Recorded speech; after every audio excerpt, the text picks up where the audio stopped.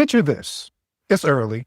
The office is still dark. No keyboards, no chatter, no quick questions or private decisions. Just silence. The soft glow of a single monitor in the conference room at the end of the hallway. Most people don't even know the room down at the far end of the office is actually booked today.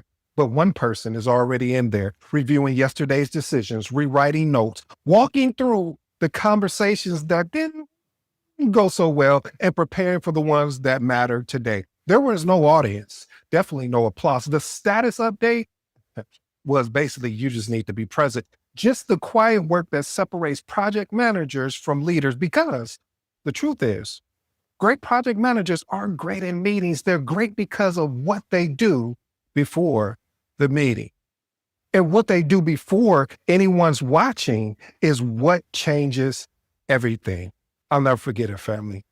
I had to learn this principle the hard way. I remember the first day I was told to hand over one of my projects. First question I had was, have they decided to cancel the project? Sponsor was like, no, but I need you over at this project because now it has become a priority. Okay, sounds good. But when do I have to make the transition? Sponsor came back and said, well, you have 5 days before we actually start. And family, if I'm being transparent, matter of fact, if I'm just being honest, the moment never really feels good when you are leading a project because you begin to develop a bond with your project team in which took time to develop through trust, transparency, and most of all, commitment. Interesting fact, family. This wasn't the first time this has actually happened to me in my career. See, I thought back to my mentor, the person I discussed this with the first time I got reassigned, and I asked, how do I handle this without looking like I lost control of my project? He didn't blink. He didn't even coddle me. He said, if they take a project out of your hands, you hand it over so clean, so clear, so documented that no one, and I do mean no one, can question the work that you did. See that advice right there? It saved me. This is why I said the power of mentorship and coaching is so important, especially because the team I was leading back then lived by the same rule. If I pushed back on something we agreed on and didn't have documentation, they'll look me dead in the face and say, hey, Ed, I'm just going to be honest with you. Can you show me the document to support that actual decision? See, no documentation, no progress means no excuses as well. So I'm here again, years later, in the same situation, asked to hand over another project. But this time, I didn't take it personal. I didn't get defensive. I just asked myself, if I were the project manager inheriting this project, what would I need to succeed? I got it. Clarity, context, commitment. You're going to need names, resources, access, and zero surprises. So I pulled everything together. The charter, the RACI, the schedule, the meeting recaps, the stakeholder register, any and every artifact that told the story that leadership never sees. Then I did something rare. I scheduled 5 1-hour handoff sessions, one every day. After each session, I wrote a full meeting recap, no loose ends, no assumption. By Friday, I created a clean, sharp 2-page guide with every link, every owner, every decision, every document, every path forward, not because someone asked me to do it. Not because it would make me look good. No, not really, but because I believe this.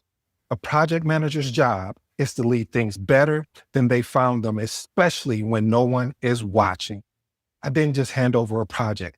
I handed over clarity. I handed over stability. I handed over leadership. And that is one thing I understood that sometimes we forget. See, great project managers don't manage. They prepare others to succeed, even in their absence. Principle number 1. They study people, not process. Oh, this is about to be a long one. See, great project managers know the simple truth. Projects don't break because of a plan. They break because of the people behind the plan. See, the best PMs study people long before a problem shows up. They watch. Who shuts down under pressure? Who needs clarity instead of speed? Who avoids conflict? And whose response is emotional versus actual logical? Who is overwhelmed but is hiding it? This is the work no one sees. This is the work people misread or misread. Why is this important? If you misread people, you'll misread the entire project. When you study behavior, you can have at least, at minimum, a fighting chances to solve a problem earlier. You may even be able to prevent conflict. You may even have an opportunity to communicate with precision. And most of all, you'll build trust faster, and the room will start leaning into you instead of pushing away from you. See, processes keep projects organized. People, though, keep projects alive. I like that, family. Experiment with these actionable tips. Watch reactions, not just words. For example, in one meeting a week, focus on someone's facial expressions, their tone shifts, their postures. They reveal more than the updates that they're giving. Next one, map people's motivation. Pick 5 key team members and write down what motivates them, what frustrates them, and how they make their decision. And the last and final one, use a silence test. I know this is hard, especially for me, family. So I'm not telling you something that I haven't experimented with. This is why I always tell you to experiment with these actionable tips, because this is what I do to figure out and to continue to get better. So use silence as a test. I'm a talker if you can't tell. So I ask a question. I wait 5 seconds, because silence exposes confidence. It exposes you being hesitant and real alignment. Here's my professional advice, family. You have to know this is a life learning skill that you only grow from working with different people. Most PMs issues are people issues dressed up in process problems. I like that, family. Now that we've covered understanding people, let's move into a habit that builds PM confidence before anyone sees them. Great project managers practice their skills alone before they perform in public. Principle number 2, they build their own confidence by practicing skills alone. Family, right now, as we're speaking, as I'm delivering today's episode, I am practicing. See, great project managers control what they can control by being flexible enough to know when to step in and when to step back. Being flexible, you can take the time to focus on honing your skills. This is important, family, because when you practice alone, you walk into a room already settled. You're not guessing. You're not even scrambling. You're not even reacting emotion. See, practice, or I should say PMs that practice their communication sounds clear. They're calmer and they recover faster when something goes wrong. See, preparation becomes presence. Experiment with these actionable tips. Rehearse your openings. What are you talking about, Edie? See, before your next meeting, say your opening out loud once or twice. This allows you to instantly boost clarity. No, here's a special note to you, family. I recommend this tip to a lot of my new project managers that are leading projects for the first time. Because when you walk into that weekly status meeting, whether virtually or on site, you have to be sure of yourself. And when I say sure, I'm saying sure enough that you're going to get some things wrong and you're going to get some things right. But in either way, getting things wrong or right, you still want to project and still have that same confidence. Next one, practice delivering hard news solo. Pick a tough message you'll need to deliver and practice saying it. Calm tone, clear reasoning, and no apology for the truth. Family, these 2 actionable tips that I want you to experiment with, they can only happen if you actually remove the theory and be more pragmatic. What are you saying? I am saying that you have to actually do them. You can't just think about them. You have to experiment to see if it works for you in your career. Here's my professional advice. Great PMs aren't confident because they're talented. I'm not a talented project manager. They're confident because they practice. They're confident because silent preparation leads to loud outcomes. I like that. Here, let me explain this to you, family. Now, we need to unpack and break down the mindset that keeps great PMs growing while everyone else plateaus. They stay curious when they could get comfortable. I like that. Principle number 3, stay curious when they could get comfortable. Great project managers never settle into, I already know this.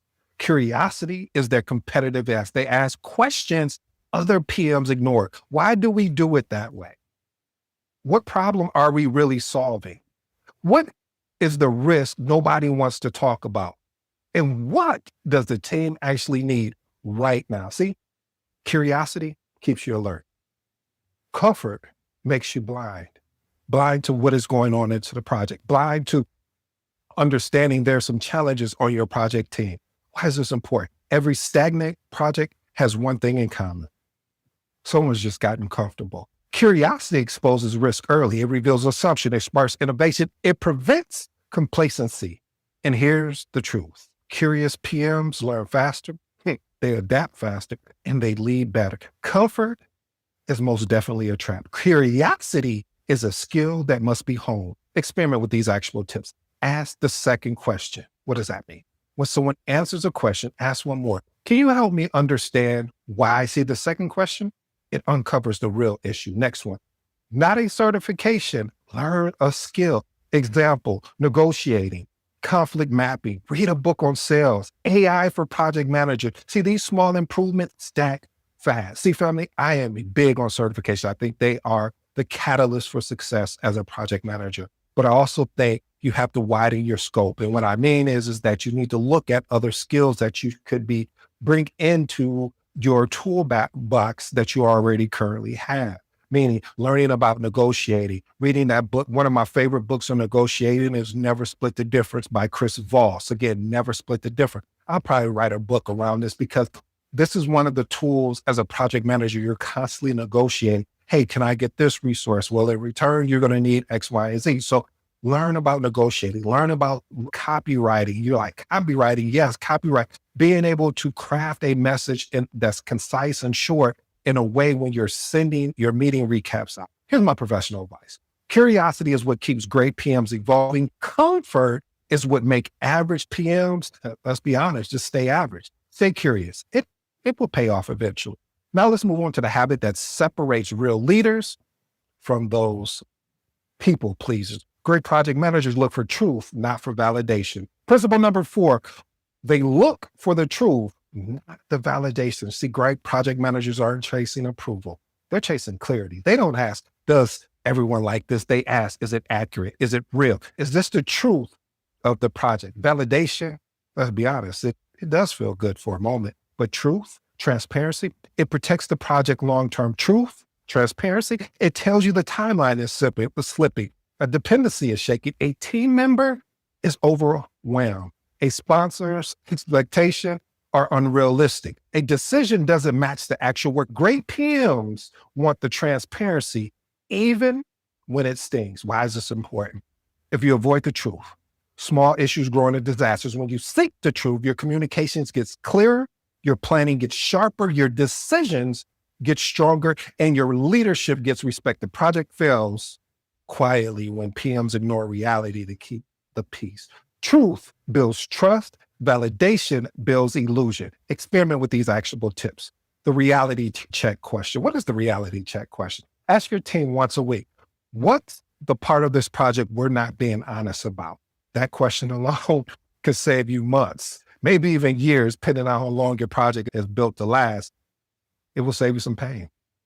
Next one, validate data, not feeling. When someone gives an update, ask what data supports that. It shifted conversations from opinions to actually, we're just being transparent and being truthful. Here's my professional advice, family. The moment you stop seeking truth, you stop leading.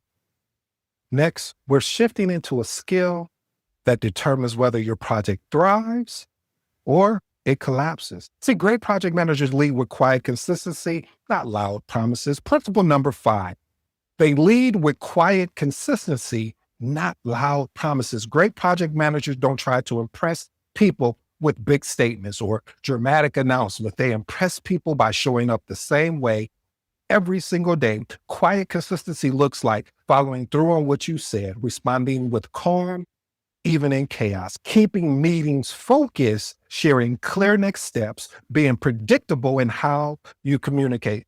Let me tell you this, family.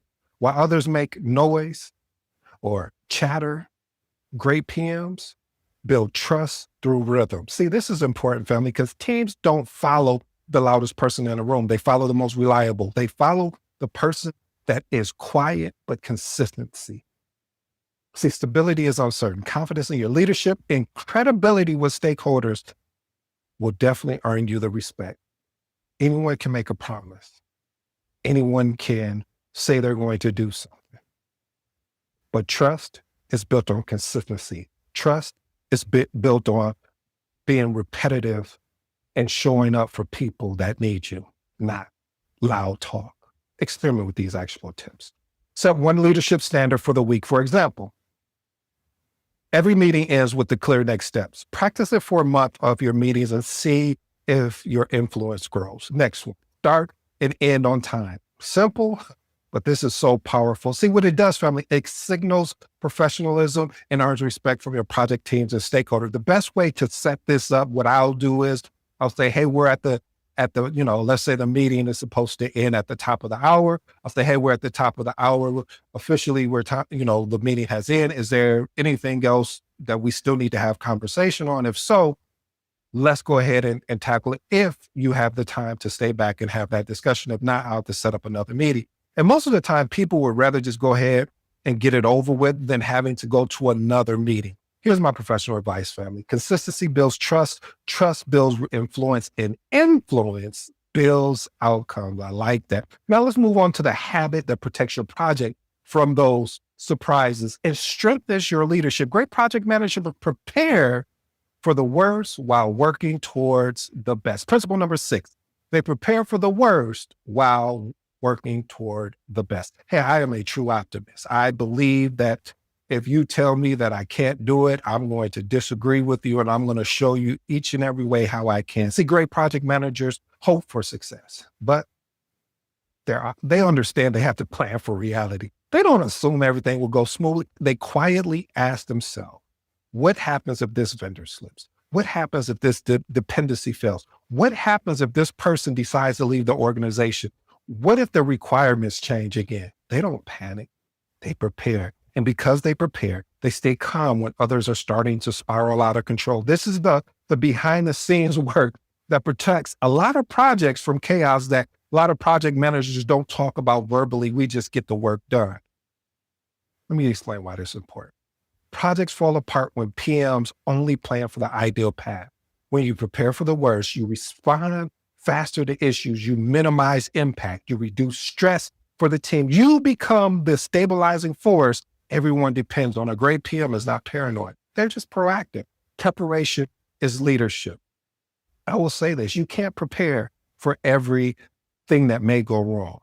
But if you have a high level plan of what your plan of attack, if any of your triple constraints are impacted, what are our triple constraints? We talked about this in previous episodes, our scope, our cost, our time, and our quality. If any of those areas are being attacked, and I even like to remix the triple constraint. I don't know if we're going to call it a quadruple constraint or what. We'll figure out a name. But I also believe that resources are huge on projects. So anytime these areas are impacted, you have to be thinking, okay, what we're going to do at a very high level, and we can build the plan as we go. Okay, I'll get on my soapbox about that. Experiment with these actual tips.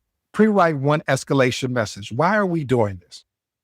You want to prepare to see what it feels like emotionally. See, when you draft the email, you said in a timeline slip, this allows you to get prepared for what that emotion feels like. Because I've realized that a lot of project managers have never really had to escalate. And when they do it, they feel uncomfortable, like they've done something wrong. No, if you provided solutions and your solutions have not worked, meaning with the team as well as yourself combining together, it hasn't worked. We need to escalate this. All right, next one, create a backup for one key person. Identify a single person with critical knowledge. This is something that, family, if I could tell you how many times that I've created backups for just in case of something happened. And backups to me is when I'm working with someone that I'm also creating another set of notes just so I can understand key things. Because what happens is what, as a project manager that you may face is that if that key critical person leaves, everyone is going to potentially turn to you. And you need to be able to walk them through everything that you know at a certain point. So document where their work lives, who could cover it if needed. And this, of course, you want to do this in small steps because it will pay off eventually. Here's my professional advice.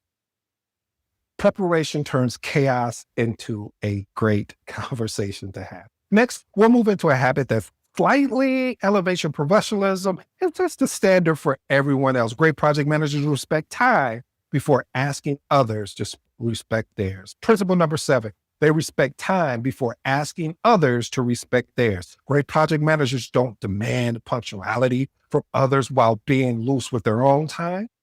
They model the behavior first. They show up prepared. They start meetings on time. They end the meetings on time. They send agendas out early. They keep updates tight. They avoid wasting anyone's attention. They treat time as a resource, not a suggestion. When a PM respects their own time, it naturally influences how others operate around them. Why is this important? Time is the currency of project management. When you respect time, family, people trust your meetings. People actually trust what you're going to deliver. See, decisions actually happen faster. Your leadership feels organized and intentional. But if you're late, you're unclear, you're scattered all over the place, people follow that pattern as well. See, respecting time is one of the easiest ways to raise the standard on your entire project. I like that, family. Here's some actionable tips I'd love for you to experiment. Cut one meeting by 15 minutes. Now, this is going to be challenging. I understand. And when I say cut the meeting by 15 minutes, schedule a 15-minute meeting and watch how people will say, how are we going to be able to get this done in all the time? Well, now we can just have another 15-minute meeting after we've went through everything we can do. See, what this does is this challenges yourself to get the same results in less time.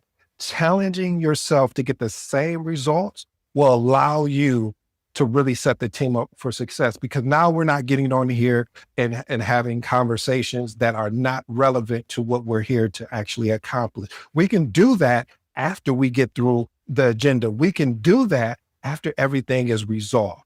Next one, build a prep before you join. So before every meeting, take 1 minute just to review the agenda, key decisions, blockers.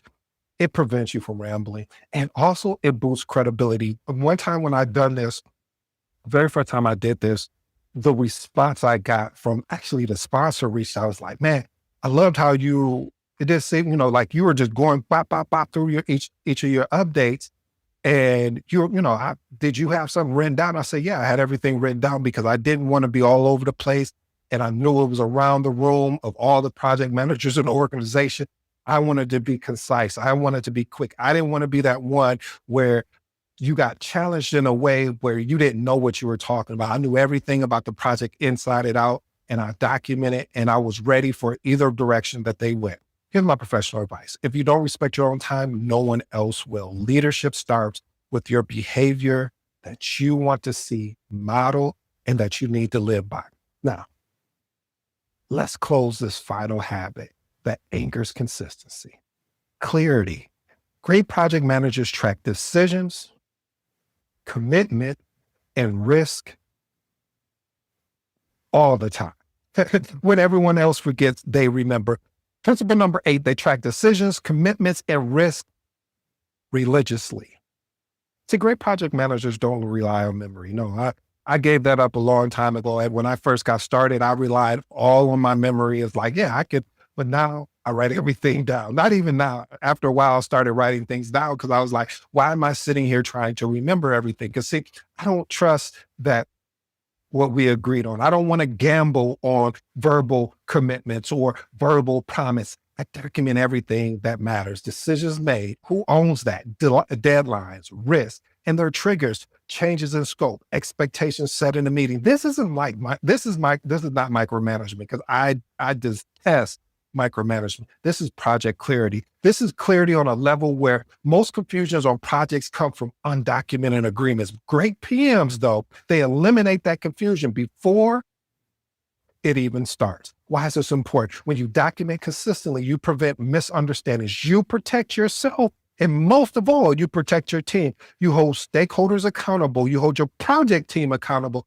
You make escalations much easier. You keep the project grounded in facts, not feelings. Again, you keep the project grounded in facts, not feelings. Documentation becomes your shield, your map, and your memory, all wrapped up in one. And when conflict shows up, and it will, your notes will speak louder than anyone's opinion. Experiment with these actionable tips. Start a decision log. What is a decision log? You can make it as basic as you want to.